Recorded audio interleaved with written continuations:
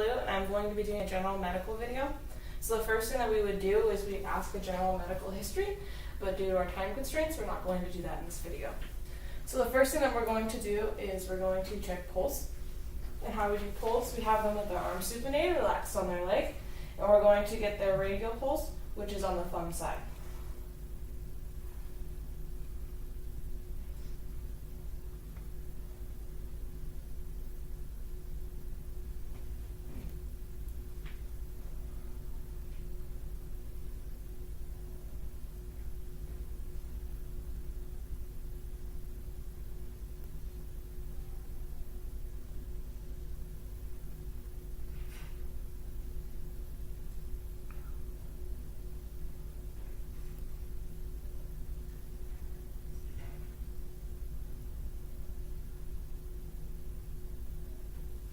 His pulse was 68.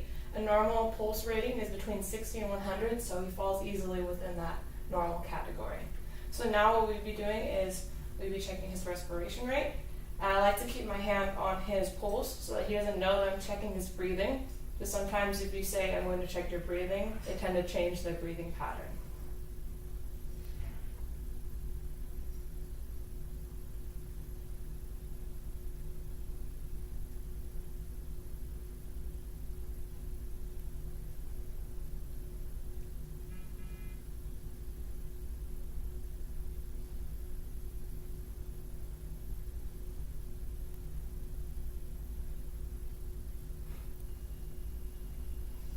So he had 16 breaths in 1 minute.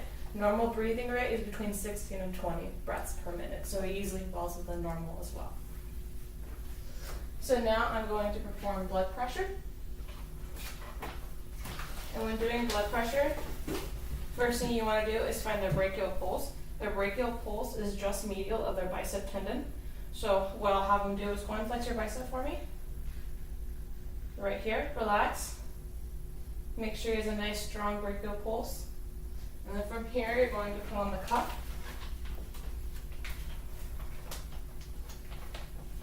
Making sure that the artery line is lined up with that brachial artery.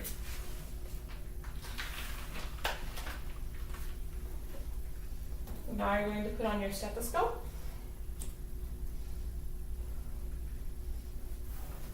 And place the head on that brachial pulse.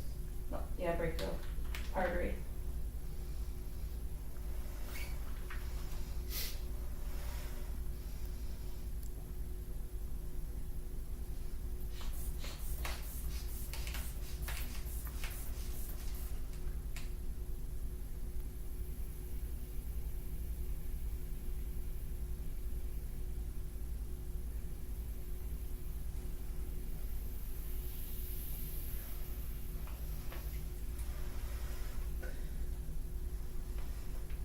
His blood pressure was 126/68, which easily falls in the normal category for blood pressure.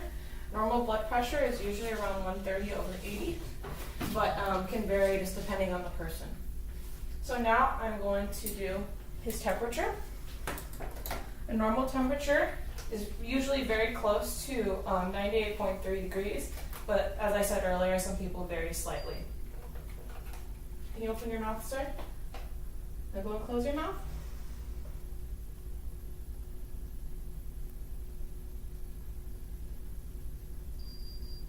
.5. So he falls within a fairly normal category.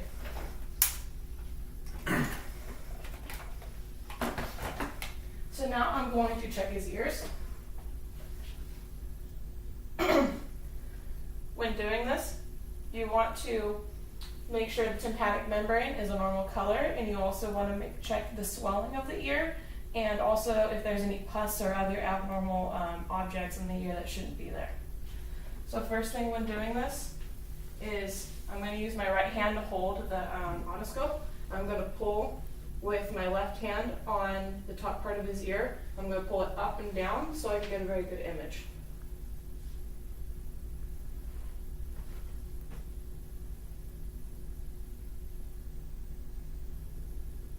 So his tympanic membrane is gray. There is no obstruction, as swelling is normal in his ear.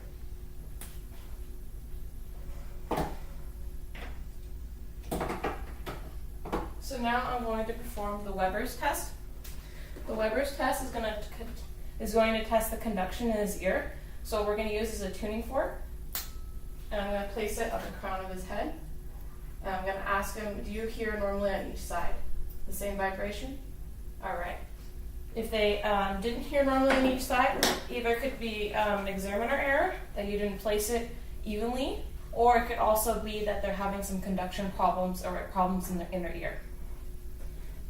So now I'm going to check his throat. I'm going to use a tongue depressor to help pull his tongue down. Let's go and open your mouth for me, sir.